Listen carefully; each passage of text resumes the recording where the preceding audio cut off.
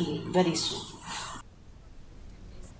The Northeastern Hill University has launched the Integrated Teacher Education Program ITEP to develop proficient teachers capable of delivering developmentally appropriate learning across all stages of school education.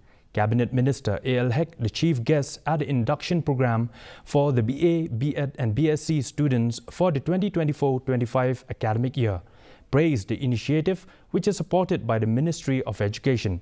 ITEP is designed for secondary stage specialization, grades 9 to 12, with a multidisciplinary focus that includes vocational education and computational thinking. The Government of India, Ministry of Education, for introduce this beautiful course, which are going to produce so many teachers in the whole country.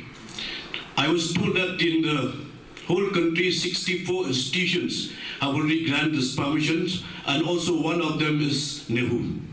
I'm really happy to our Vice Chancellor for taking all the initiative throughout your work hard on your initiative will not be able to get this course here in this Nehu. So once again, I'd like to thank the respected Vice Chancellor.